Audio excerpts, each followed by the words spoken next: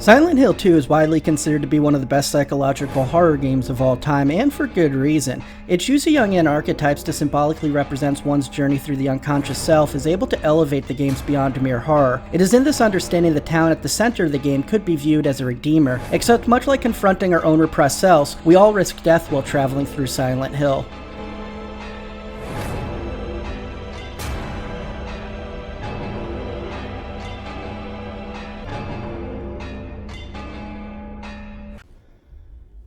Thou follow me, and I will be thy guide, and lead thy hence through the eternal place, where thou shalt hear the desperate lamentations, thou'lt see the ancient spirits disconsolate, who cry out each one for the second death. Virgil, Dante's Inferno.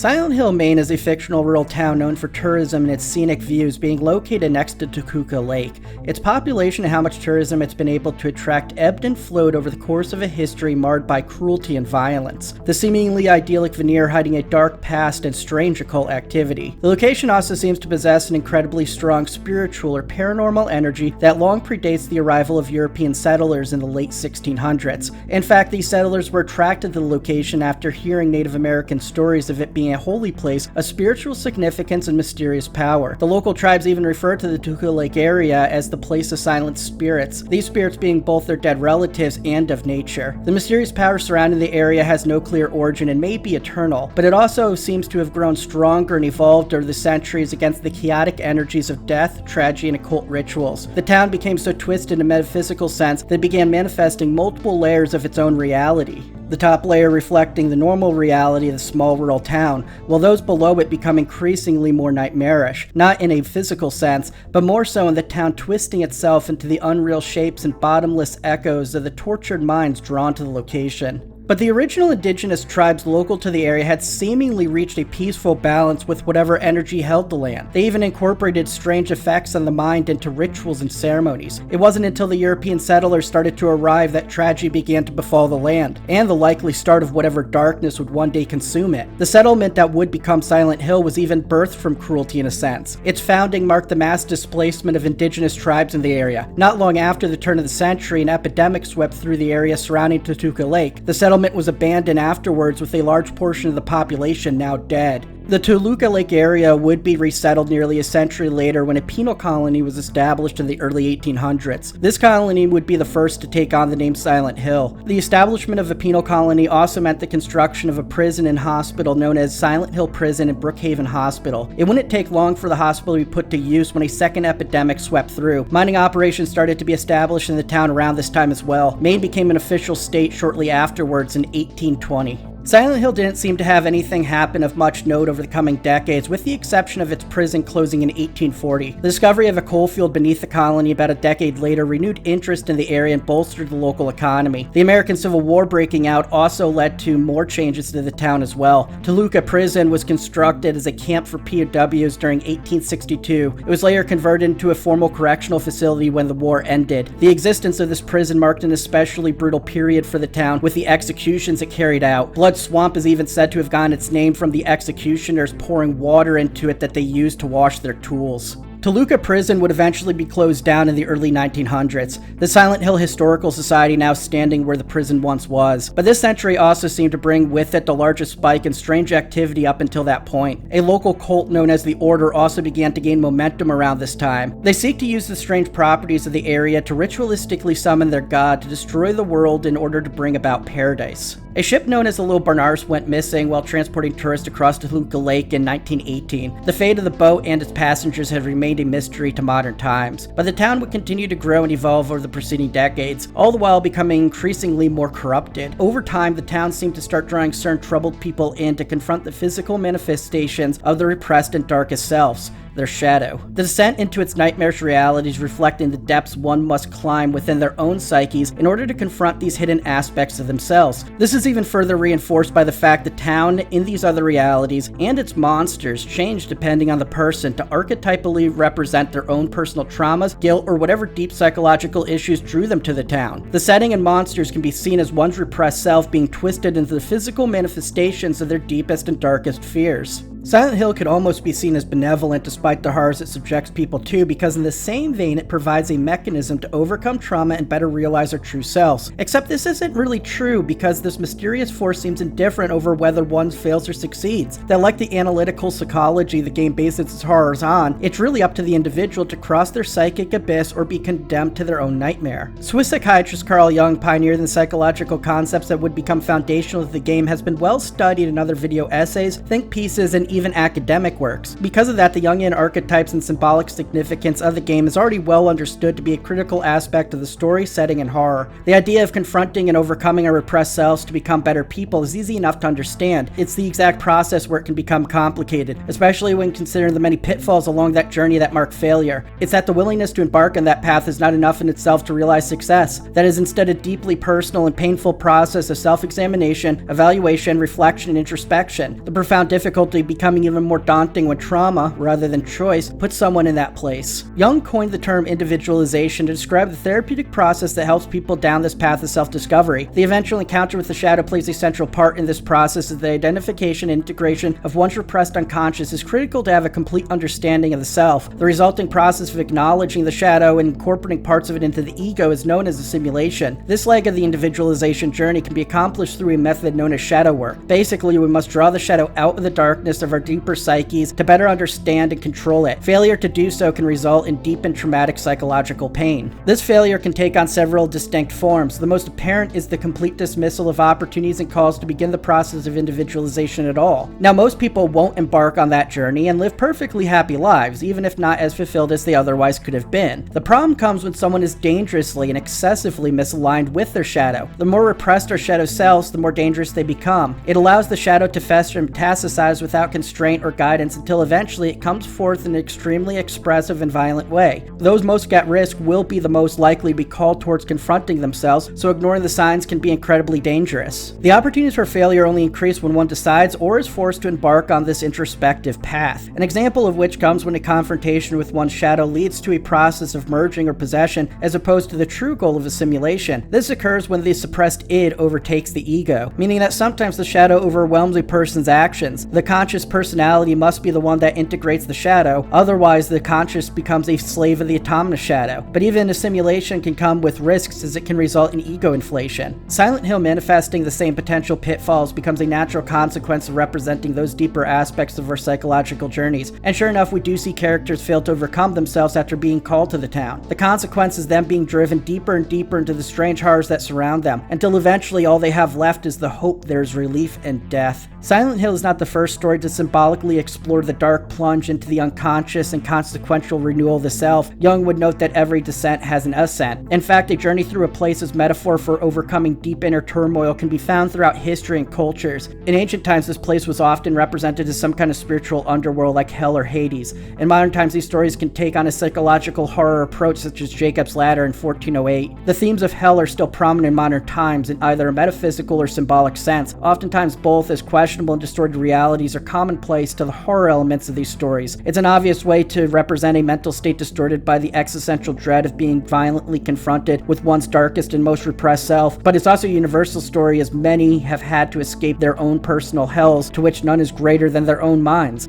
James Sunderland is the most explored of everyone in the second game, being also the player character. He is drawn to the town after receiving a mysterious letter appearing to be from his wife Mary, despite him knowing she died 3 years earlier. His eventual arrival in the town devolves into a series of increasingly bizarre and nightmarish events. The horrors he must face forces him to confront his repressed memories, guilt, and emotions around how his wife died. Mary became struck with a terminal illness that is often speculated to have been cancer. The illness debilitated her to the point of needing to be hospitalized. She also suffered from violent mood swings. She would remain in the hospital, with her doctor estimating that she had less than 3 years left to live. James searched through medical literature for information about her illness, despite being told there's no known cure. He was unsuccessful. James began to drink more heavily to escape his pain and loneliness. He also started to resent his wife as a burden, but this conflicted with the emotional pain he had seeing the one he loved in such agony. The powerful and conflicting emotions over those months, alongside the alcoholism, caused him profound psychological torment. In this overwhelmed and highly volatile emotional state, he visited his wife, kissed her on the forehead, and suffocated her with a pillow. The monsters he encounters reflects this guilt, being abstract and twisted representations of masculinity, sexuality, punishment, and death. The nurse creatures, for instance, clearly draws a connection to Mary being hospitalized, with a stereotypical sexy nurse uniform suggesting James may also feel guilt over fantasizing about having an affair with the nurse while his wife lied there dying. The nurses having no face further supports this by potentially reflecting sexual objectification. Eddie Dabrowski is another person who found himself drawn to the town around the same time. He is also homeless with nowhere else really to go. He's an insecure and self-conscious man who has been bullied since his youth for his weight and physical appearance. The town played on his insecurities and fragile, weakened state until his worst impulses overtook him. Eddie became determined to kill the next person to laugh at him, reflecting that he's embraced rather than learned from his past wrongs. It's later revealed that when he was younger, he shot the dog of one of his bullies. When the bully confronted him, he shot him in the knee. He fled his hometown, with the now crippled bully being a beloved football player. He also gives a big hint earlier on that everything isn't as it seems, as he is seen eating pizza despite the town appearing nearly abandoned from the perspective of James. Angela Orozco is another character found wandering the town around that time. She's a young woman searching for her missing mother, but she also comes off as somewhat confused and emotionally troubled. This is slowly revealed throughout the game to be a consequence of her abusive and traumatic childhood. Most notably, her alcoholic father sexually and physically abused her while inebriated throughout her life. This is notable because, unlike James and Eddie, she's completely a victim. It's through her we see just how profoundly indifferent trauma, and thus the town, truly is. Because in the end, despite being a victim through no fault of her own, the horrors of the town still led to her taking her own life. It's you.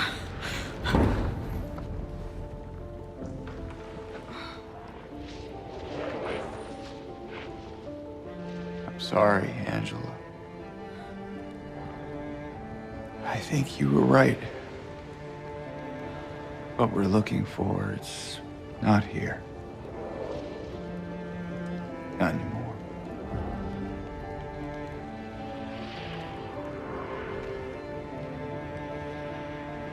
Thank you for helping me earlier. But I wish you hadn't. Even Mama said it. I deserve what happened. No, Angela, that is not true. Don't pity me. I'm not worth it.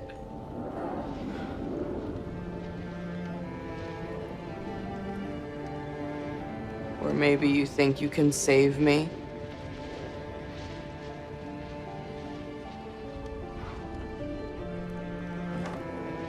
Will you love me? Care for me? Heal all my pain?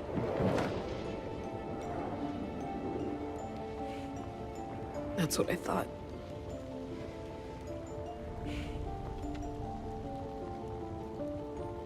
James.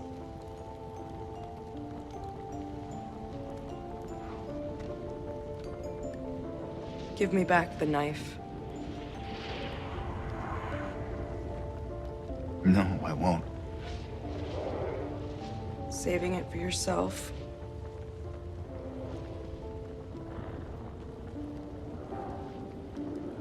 Have it your way. It doesn't change anything.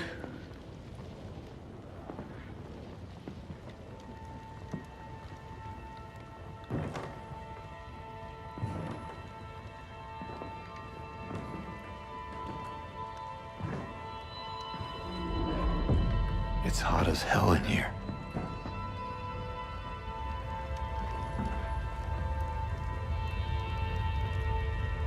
You see it too?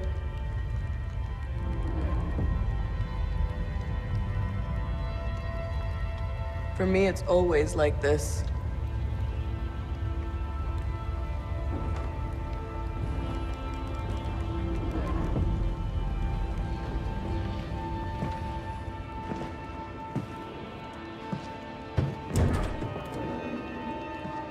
This can sadly be true of real life. Sometimes good people find themselves in the darkest of pits, the tragedy being, even when it's through no fault of their own, they have to do the work to climb their way out. We can of course improve our chances through healthy habits, our relationships, and professional help, but still it's up to us to make that decision to heal. Silent Hill and the dark sides of our psyches don't uplift us or compel us to do better because they're indifferent to our success. We must decide to take that step forwards. If hell is a real place, there have been souls that traversed it.